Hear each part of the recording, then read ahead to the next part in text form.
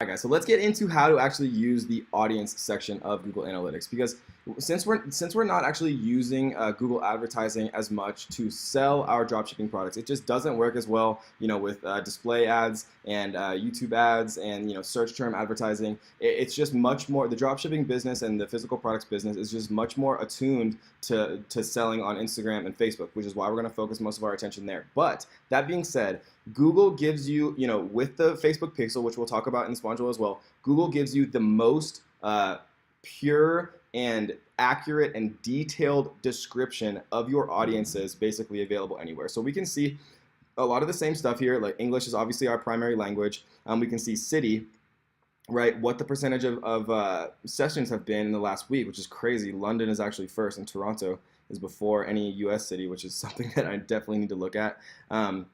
But you can get a lot of information here. So let's take a quick look. So we can see the demographics. So we see that 40% of our sessions over the last week have been between 25 and 34. So I would definitely make a decision, in my advertising spend to focus primarily on bringing people in that are that age. But I would only do that if that age range was actually converting into purchases, whether it's purchasing golf accessories and golf products from my Shopify store, or purchasing my Amazon FBA course, which would be in this case, because that's what we're looking at right now, because my Shopify store I just set up for you guys as a demo.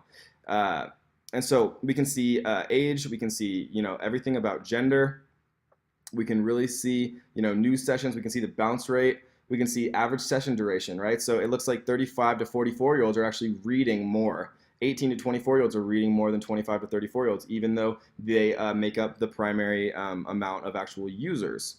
We can see, gender. We can see that most of our traffic, which is, we've looked at before and we've made determinations from an advertising perspective, that 75% of our users are male.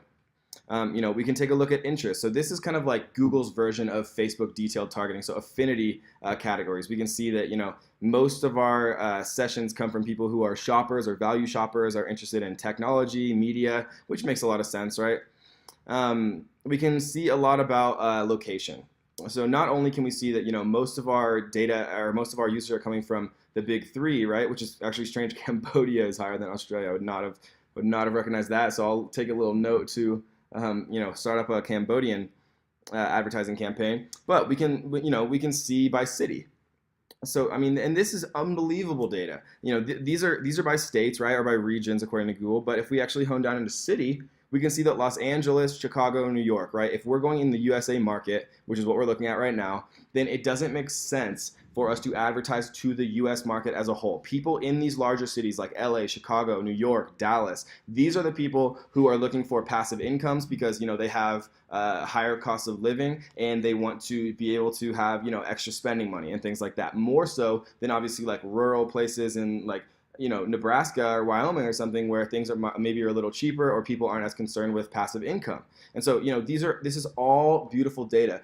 The point of scaling and the point of determining and using analytical data is understanding what it means, right? Because if we can look at this and say, okay, yeah, 801 people came from LA, so what? But if we're starting to understand and truly kind of realize what this means and focus our advertising spend on the affinity sections, like look at this. I mean, this is a huge tell for us that that area is somewhere that we definitely need to take more of a look at. And we can see a lot of things. We can see the new versus returning users from a behavioral perspective. Returning visitors is 37%, which is amazing. New users, obviously, we'd expect to be much higher. We can see stuff about people's technology that they use, whether they're using iPhones or Android. Maybe if we have like an 80% people who visit our store are on iOS, that's actually a factor that you can use in Facebook advertising to only target the iOS system, or excuse me, the operating system. And so every little quantifier, every way that you can make your advertising more and more and more detailed and targeted, you're going to save money and you're going to get people who are more interested in purchasing your product. And Google Analytics, more than anything else, teamed with the Facebook Pixel, will allow you to do that. And so this is the audience report. It just gives you a ton of different data. All you have to do is kind of figure out how to interpret it first of all, and then how to utilize it and change your advertising budget. That's what scaling is all about, guys. We want to get to the point where we're spending not $100 a day on ads, not $500. There's a point where we were spending $10,000 a day on advertising, and for every ad dollar that we spent, we were bringing back $5. And so it just makes a lot of sense to get to a point where you're spending more. One of the things that I like to talk about with scaling is you want to spend more. You just want to spend more and have each dollar additional that you spent bring you in more money, right? Because the more you spend on ads, it doesn't actually become an expense. It becomes an additional driver of revenue and profit that you didn't otherwise have, because people wouldn't be coming to your store if they hadn't have seen that ad. And so if you can optimize and get to a place and scale to a place where every additional dollar of advertising that you're spending is actually bringing in more profit than you would have otherwise had, then advertising is no longer an expense, guys. It's an additional profit driver. And that is the point we're trying to get to. So that is the audience report in Google Analytics. So I hope you enjoyed that one, and let's get to the next.